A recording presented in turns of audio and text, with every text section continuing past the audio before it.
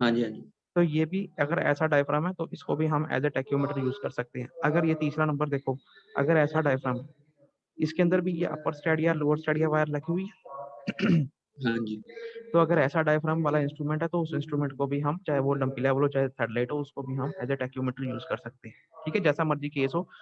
Central horizontal cross wire के साथ in addition to that दो और हॉरिजॉन्टल वायर्स होनी चाहिए, एक अपर साइड पे एक लोअर साइड पे, जिससे हम अपर स्टैडिया और लोअर स्टैडिया पढ़ सकें।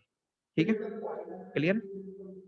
अब हाँ जी, सर। ये हो गया डंपी लेवल। अगर आपके पास थेडोलाइट है, ट्रांजिट थेडोलाइट है, थेडोलाइट का भी अगर ऐसा थेडोलाइट है जिसका डायफ्राम ऐसा है, जिसके अंदर हॉरिजॉन्टल दो हॉरिजॉन्टल एडिशनल स्टेडिया वायर्स हैं, अपर स्टेडिया वायर और लोअर स्टेडिया वायर, तो उस थेडोलाइट को भी हम जो सा है एज ए टैक्योमीटर यूज कर सकते हैं।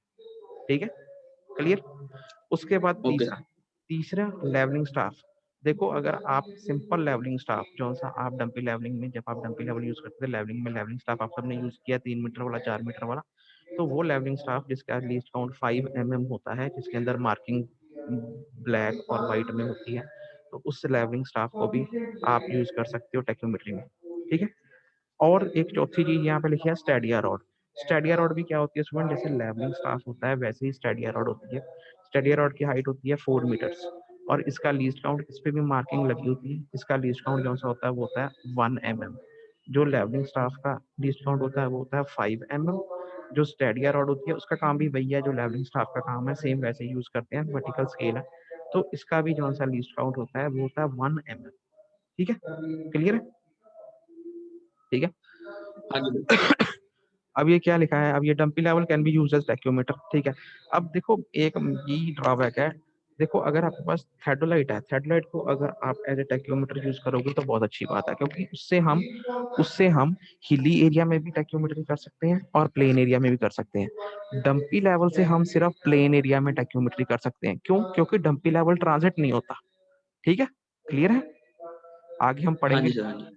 अगर आपने प्लेन एरिया में टैक्योमेट्री करनी है तो आप डंपी लेवल यूज कर सकते हो, क्योंकि उसमें हमें ट्रांजिटिंग की जरूरत नहीं पड़ती।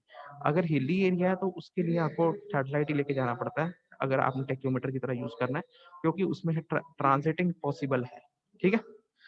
ए dumpy level can be used as tacheometer. ठीक है, if it had one vertical and 3 horizontal cross wire, वही लिखा है, अगर उसके पास डंपी लेवल के डायफ्राम में एक वर्टिकल और 3 हॉरिजॉन्टल क्रॉस वायर होगी तो हम उसको डंपी लेवल को यूज कर सकते हैं।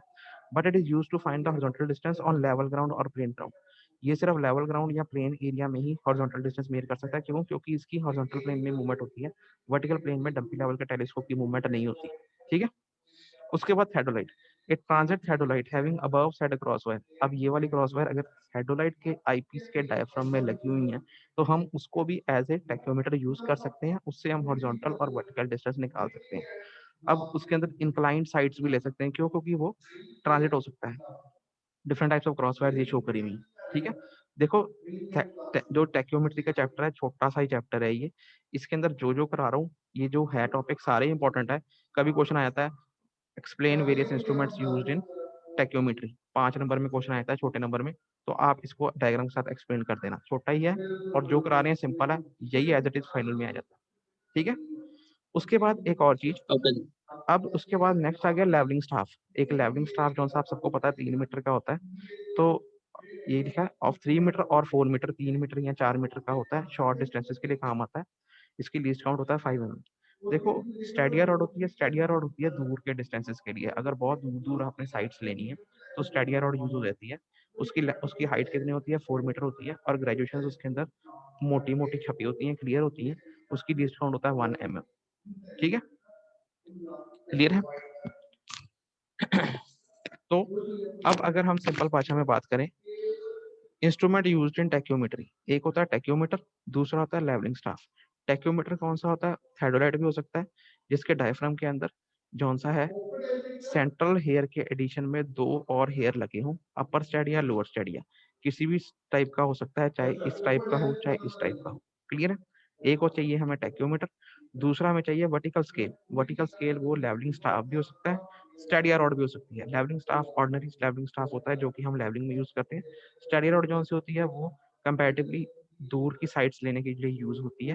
उसमें मार्किंग भी बोल्ड होती है, 4 मीटर उसकी टोटल लेंथ होती है, और उसकी 1 mm जो सी है वो क्या होती है, लीस्ट काउंट होता है, और 5 सेंटीमीटर टू 15 सेंटीमीटर उसकी विड्थ होती है। 5 सेंटीमीटर टू 15 सेंटीमीटर उसकी क्या होती है, विड्थ होती है। ठीक है, क्लियर है? क्लियर है स्टूडेंट्स, मेरी आवाज आ रही है? हाँ जी सर, हाँ जी।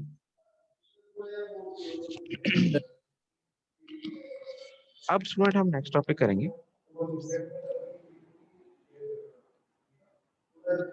नेक्स्ट स्टूडेंट देखो बड़ा इंपॉर्टेंट टॉपिक है, ये भी सिंपल सिंपल टॉपिक्स हैं, सारे इंपॉर्टेंट है। नेक्स्ट आ गया कैरेक्टरिस्टिक्स ऑफ टैक्योमीटर। पढ़ा जा रहा है सबको? कैरेक्टरिस्टिक्स ऑफ टैक्योमीटर, जो हमने टैक्योमीटर यूज करना है, जो हमने टैक्योमीटर यूज करना है उसके कैरेक्टरिस्टिक्स क्या होनी चाहिए। ठीक है, ठीक है।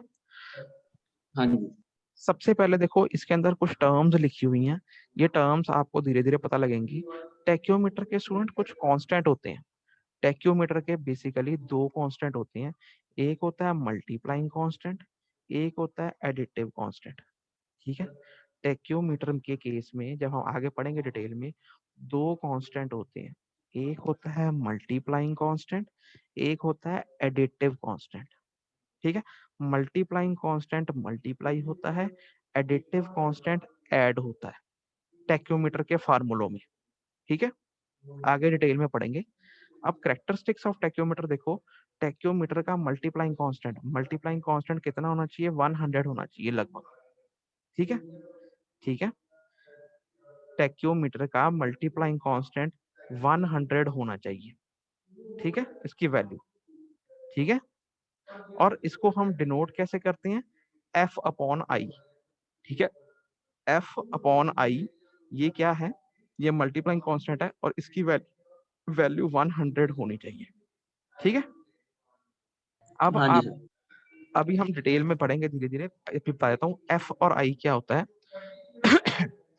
एफ स्टूडेंट देखो टैक्योमीटर के अंदर, अब चाहे वो जो आप थर्डलाइट ले लिया आपने टैक्योमीटर, तो उसके अंदर ऑब्जेक्ट लेंस भी होगा, आईपीस भी होगा, है ना, है ना।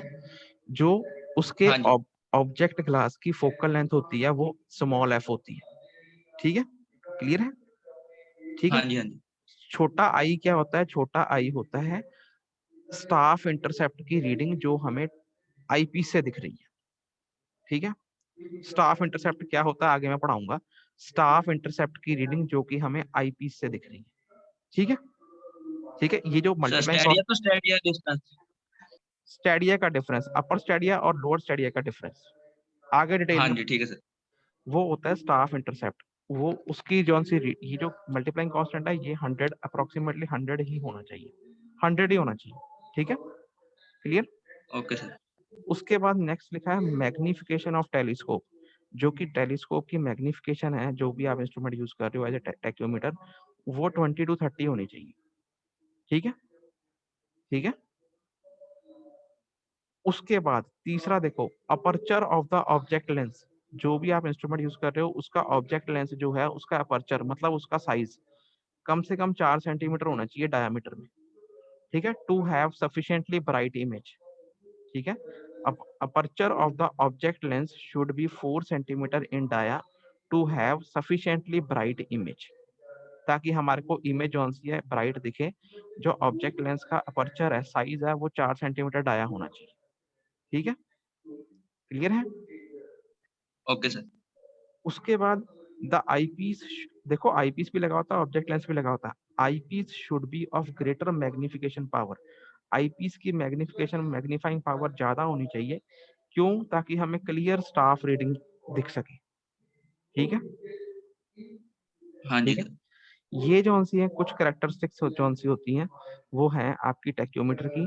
और एक आधी कैरेक्टरिस्टिक्स और है, जैसे हमने मल्टीप्लाइंग कांस्टेंट की वैल्यू 100 होती है, वैसे ही एडिटिव कांस्टेंट की वैल्यूज भी होती हैं। एडिटिव कांस्टेंट्स की वैल्यूज भी एक और टर्म आती है, वो होती है एडिटिव कांस्टेंट, आगे पढ़ाऊंगा। Additive constant F plus D होता है, एफ प्लस डी आगे पढ़ाएंगे। एडिटिव कांस्टेंट्स की भी वैल्यू होती है 30 सेंटीमीटर होती है, ऐसी वैल्यू होती है, पर हम उसकी वैल्यू 0 बना लेते हैं। ठीक है, ये भी आपको पता होना चाहिए कैसे 0 बनाते हैं, ये मैं आगे डिटेल में पढ़ाऊंगा। ठीक है, उसकी वैल्यू पीछे से 0 नहीं होती, वो जीरो कैसे बनती है वो आपको आगे पढ़ाया जाएगा। ठीक है, ये क्लियर है characteristics. Sir second second point समझाना सर। मैग्निफिकेशन, जो टेलीस्कोप की मैग्निफिकेशन होती है वो 20 to 30 होनी चाहिए रेशो में। मैग्निफिकेशन आपने पढ़ी होगी, लेंस की मैग्निफिकेशन पावर होती है, तो वो रेशो जो सी है वो 20 to 30 होनी चाहिए। ठीक है सर, ठीक। तो अब ये तो हमारी होगी कैरेक्टरिस्टिक्स, ये भी इंपॉर्टेंट है, ये भी छोटे क्वेश्चन में आ जाती है कि 5-6 कैरेक्टरिस्टिक्स लिखो ऑफ टेक्नोमेट्री। ठीक है, नेक्स्ट नेक्स्ट अब हम शुरू करते हैं प्रिंसिपल ऑफ टेक्योमेट्री। अब टेक्योमेट्री का बेसिक प्रिंसिपल क्या है, सबको स्क्रीन विजिबल है? Yes sir. हाँ जी। तो बेसिकली टेक्योमीटर का बेसिक प्रिंसिपल क्या है स्टूडेंट, देखो सबसे पहले देखो, पहले मैं आपको सिंपल भाषा में समझा देता हूँ, फिर मैं ये जो बुक में लिखा हुआ ये पढ़ाऊंगा। ये बुक में थोड़े ना डायग्राम्स में मिस्टेक्स हैं, तो ये मैंने खुद डायग्राम बना दिया था ये। तो देखो ये क्या है, ये जो चीज है लेफ्ट साइड पे, ये आपको टेक्योमीटर को शो करती है। ठीक है, ये टेक्योमीटर को शो करती है। ये क्या है, टेक्योमीटर का बुक में नहीं साफ साफ गिवन। ये क्या है, टेक्योमीटर का ऑब्जेक्ट क्लास है। ठीक है, टेक्योमीटर का जो टेलीस्कोप है उसमें एक ऑब्जेक्ट लेंस होगा, एक आईपीस होगा।